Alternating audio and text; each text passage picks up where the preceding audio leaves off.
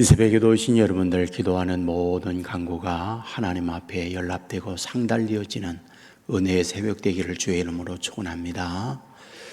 본문 3절 말씀에 보면 무닭의 자식, 간음자와 음료의 자식들아 너희는 가까이 오라. 이건 누구를 말하는 걸까요? 여기서 말하는 것은 이스라엘, 유다를 말하고 있습니다. 그들이 무당의 자식이라고 말하고 간음자와 음료의 자식들이라고 말하고 있다. 타락됐다, 이 말입니다. 5절에 보면 너희가 상수리 나무 사이에 모든 푸른 나무 아래에서 음욕을 피우며 골짜기 가운데에 바위 틈에서 자녀를 도살하는도다. 무슨 말일까요? 우상 숭배하는 자리입니다. 상수리 나무 아래라든지 푸른 나무 아래에 우상을 섬기는 곳을 말하고 있습니다. 그곳에서 음욕을 피우다라고 되어 있습니다. 우상 숭배하는 당시의 상황은 신을 감동하기 위해서 남녀가 음욕적 행위를 행해요.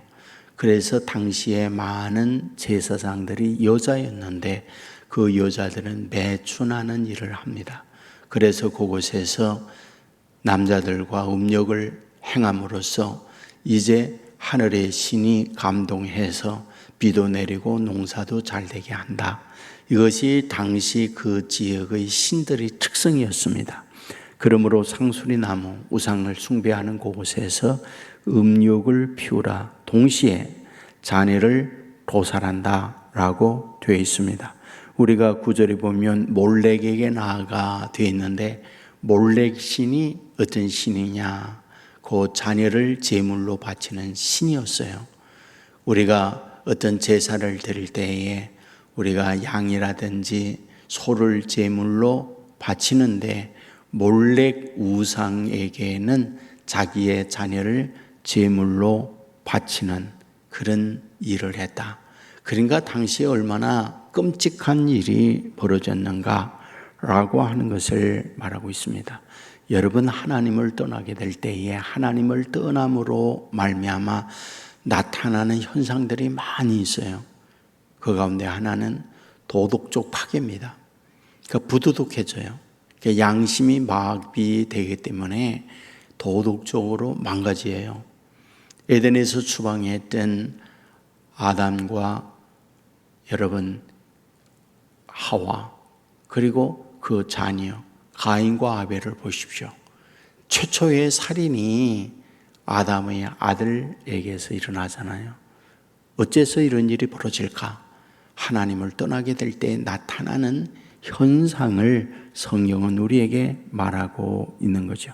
그 부도덕한 일들이 하나님을 떠난 이들에게 나타나게 되어진다. 그러면 그들은 어떻게 될까요? 하나님의 진노, 하나님의 벌을 받아야 마땅합니다. 그런데 삶의 현장에는 반대적 일들이 많이 일어나요. 그 반대적 일이 본문 1, 2절에서 말하고 있는데 1절 말씀에 보면 의인이 죽을지라도 마음에 두는 자가 없고 진실한 이들이 거두어감을 당할지라도 깨닫는 자가 없도다. 의인들은 악한 자들 앞에서 불리어가도다 라고 말씀을 하고 있습니다. 무슨 말일까요? 의인, 여기서 도덕적으로 의롭다 이것도 있지만 하나님을 섬기고 주 안에서 살고 있는 믿음의 사람들이라는 의미거든요. 그런데 그들이 어떠하다고요? 죽었습니다. 그리고 그들을 마음에 두는 자가 없고 그들이 하나님께 데려감을 당할지라도 깨닫는 자가 없다. 그리고 의인들은 악한 자들 앞에서 불려가고 있다. 악한 자들, 잘 되지 않아야 할, 망해야 할 그들 앞에서 의인들이 이와 같이 대리감을 당하고 있다. 이걸 말하고 있습니다. 이것은 믿음으로 사는 하나님의 자녀들이 만사 형통해야 하는데 질병 없고 실패 없고 어려움이 없이 살아가야 하는데 실제 삶의 현장에서 보면 그렇지 못한 경우들도 있는 거죠. 믿음으로 사는데 질병이 와요. 자녀들이 힘들어하여 눈물을 흘리게 만들어요. 그리고 하는 일마다 실패를 경험하고 아파합니다. 기도하는데 이런 일이 있는 거죠. 이때에 많은 믿음의 사람들이 상처를 입고 낙심하는 거죠. 근데 실제 성경을 보면 그런 이들이 얼마나 많이 있습니까? 스데반 집사는 신앙으로 살고 주님을 영접하다가 돌에 말아서 순교를 당하고요. 요셉도 보십시오. 얼마나 바르게 살아가는 그였는데 형들에게 미움을 받고 인신매매로 팔려버리고 하나님 앞에 바르게 살고자 하는 그것 때문에 성적 유혹을 받는 것을 거부했다가 억울한 누명 쓰고 감옥에 갇히고, 다윗은 하나님의 부름을 받고 기름 부음을 받고 난 이후에 못된 사울 왕에게 돌맞음을 당하고 엄청난 죽음의 위협을 당하고 도망자가 되어야 하고, 실제 신앙 안에서 살고 있는 많은 분들이 이런 고난의 길을 가는 경우 성경은 우리에게 말하고 있잖아요. 그 대표가 누군가요? 예수님이죠. 예수님은 메시아입니다. 오셔서 하고자 하는 것은 우리에게 의를 베풀고 구원의 길이 무엇인가를 우리에게 보여주었어요. 그리고 인간의 모든 죄를 짊어지고 대속적 죽음을 십자가에서 주고 가잖아요. 의인인데, 메시아인데 그런 고난의 길을 가고 있는 거죠. 우리는 이럴 때에 납득이 안 돼요. 이해가 안 돼요. 아니, 어떻게 이럴 수 있을까? 이런 상처를 입을 때가 많이 있어요. 근데 성경은 뭐를 얘기합니까? 의를 위해 핍박을 받는 자는 복이 있나니, 고난을 맞는 자, 신앙 안에서 살다가 어려움을 맞는 자 복이 있나니 라고 말씀을 하고 있습니다. 어떤 복일까요? 이와 같이 사실은 세례 요한과 같이 믿음으로 살다가 순교를 당하는데 어떤 의미가 있을까요? 성경은 죽으면 천국을 얘기해요. 이 땅 위에 살아가는 것이 아무리 훌륭하고 성공적이고 잘 됐다 할지라도 천국에서의 사는 상과는 비교가 안 되는 거죠. 이것이 첫째, 우리가 의인의 죽음에 주어지는 은혜요 축복입니다. 두 번째입니다. 두 번째라고 하는 것은 우리가 더 큰 어려움을 만날 걸 하나님께서 아시고 미리 그 모든 어려움을 당하기 전 데려가셨다라고 보는 거죠. 고단한 인생길, 이제는 내가 그만큼 살았으면 되겠구나. 그리고는 하나님께서 하나님의 품으로 모셔간다. 그래서 2절에 보면 그들은 평안에 들어갔나니, 평안에 들어갔나니, 바른 길로 가는 자들은 그들의 침상에서 쉬리라. 침상이라고 하는 것은 누워서 쉰다는 의미도 있지만 주의 품에 안겨서 영생하게 되어지는 걸 우리에게 말씀을 하고 있다, 이런 말입니다. 잊지 마십시오. 빛이 오면요 어두움이 물러가게 되어 있어요. 근데 동시에 빛이 오면요 어두움이 드러나요. 그래서 요한복음에 보면 빛의 신 주님이 왔을 때에 어두움이 드러나니까 그 빛을 싫어했다, 이렇게 기록을 하고 있는 걸 보게 됩니다. 여러분들 어릴 때 시골에서요, 아침 햇살이 방 안에 쫙 이렇게 들어올 때 방 안에 보이는 것들 있죠. 뭐 여러 가지 방 안에 이불도 보이고 뭐 있는 가구도 보일 수 있지만 제일 먼저 햇살에 보이는 건 먼지예요. 그 먼지가 막 이렇게 날아다니는 거, 그 햇살에 보이는 거, 여러분들 그런 경험이 있잖아요. 맞습니다. 이렇게 빛이 쫙 들어오면 그게 드러나요.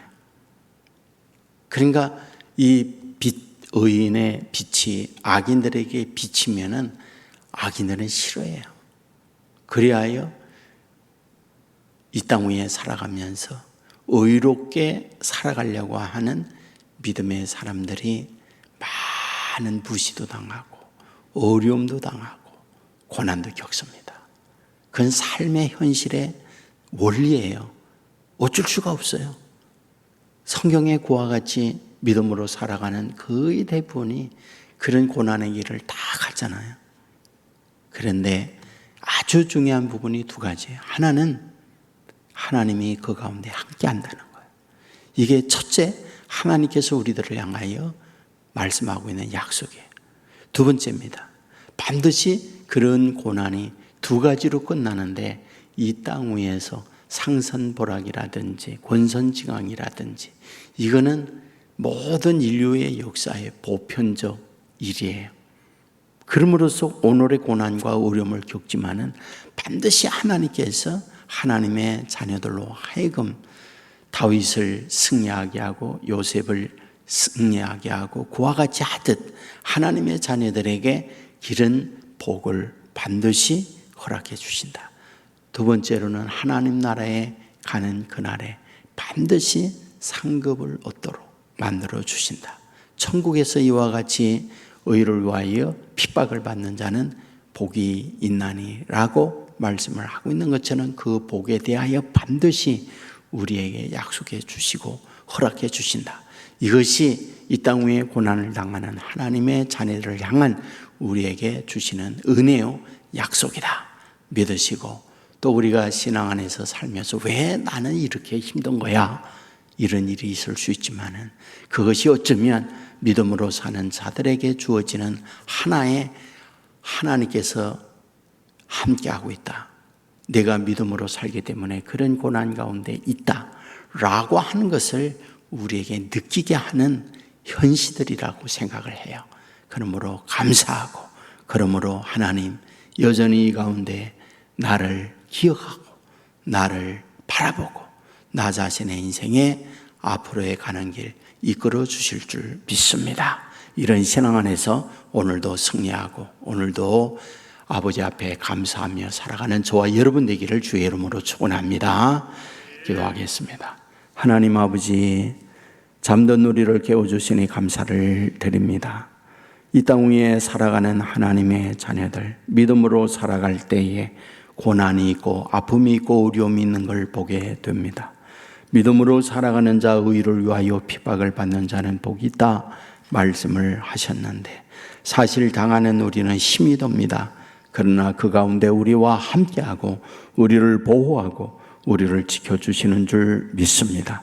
주여, 이 믿음을 잃지 아니하고 아버지 앞에 의지하며 주의 인도받는 자녀들 되게 하여 주옵소서. 아버지 하나님이여, 기도합니다. 주님이 받으시는 기도가 되게 하여 주옵소서. 주님과 영적 교통이 있는 기도가 되게 하여 주옵소서. 히스기야가 기도할 때에 하나님께서 그 질병을 떠나가게 한 것처럼 그 기도의 능력 우리에게도 허락하여 주시옵소서. 한나가 기도할 때에 태의 문을 열어 사무엘을 허락해 준 것처럼 우리들도 이와 같이 기도함으로 우리의 소원에 응답받는 자녀들 되게 하여 주옵소서.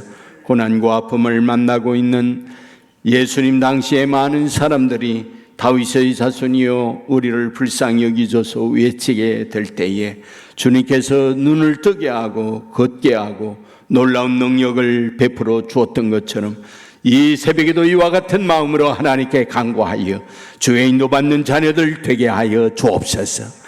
아버지 앞에 기도하는 주의 종들로 인하여 저들의 가정에 성령 하나님이 충만케 하시고 어두움이 떠나가게 하시고 우울이 사라지게 하시고 공황장애가 치유되게 하여 주옵소서. 아버지여, 간절히 소원합니다. 우리의 자녀들을 아버지 앞에 올려드립니다. 하나님의 자녀들을 맡아 주시옵소서. 지혜와 총명이 있게 하시고 어디에 뭘 하든지 인정받는 우리의 아들 딸들 되게 하여 주시옵소서. 믿음으로 건강하게 성장하는 자녀들 되게 하여 주옵소서. 온 세계 교회에 여기까지 인도하시니 감사합니다. 하나님의 은혜가 넘치고 기도의 응답이 있고 아버지 하나님의 살아계심의 영적 체험이 있는 교회가 되게 하여 주시옵소서. 오늘 심야 기도가 있는 날입니다. 오늘도 와서 하나님 앞에 기도하며 아버지의 인도받는 자녀들 되게 하여 주옵소서. 아버지, 어디에 있든지 주님과 동행하며 믿음으로 승리하는 하나님의 자녀들 삼아주실 줄 믿고 주님 예수 그리스도의 이름으로 기도드리옵나이다. 아멘.